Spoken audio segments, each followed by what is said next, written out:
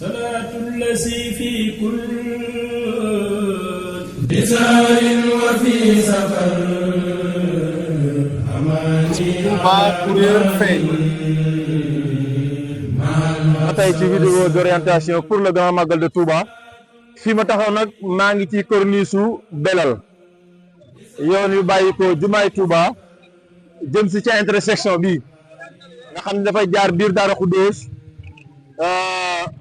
ba agsi fii ñuy wax corniche su Belal boo fi agsee nag ba tey moom tam am na ñeenti tali yu séddale benn bi moo la yóbbu jumaay Touba boo continuer rek moo la yóbbu HLM Soxna May ak Aliya ak Tawfeex Bousso ak Daarul Xadim Kellal Diop nga dem Belal ak dëkk yi nga bëgg a dem foofu bii daal mooy yoon Belal bi boo continuer boo jógee jumaay Touba bu fekkee da nga ñëw ba ci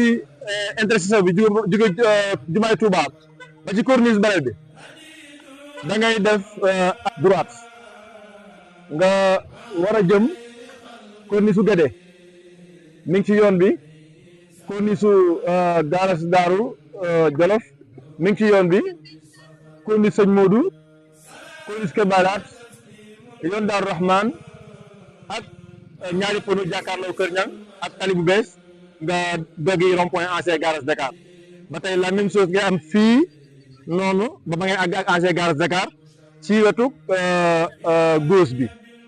yaa ngi def corniche su Garas su Daaru Moxti moo jëm nii ma jublu nii nga teg ci corniche su Madiana nga teg ci corniche su Madiana nag waxoon naa la ne la boo ko ñëwatee ñaari yoon yëpp bii jumaa jëla jëm bii dafay jëm Jannatul Mahwa noonu la amee ci intersection yi nga xam ni fa lañ jaaragum muy bu Guédé bu corniche su Belal corniche su Garas Daaru Moxti ba ci corniche su Mariana ba ca rond-point ancien Garas Dakar yooyu yëpp ci jumaay Touba la jëm directement léegi nag maa ngi corniche Madiana da ngay continuer bu la neexee à droite jëm jëndatu péage ba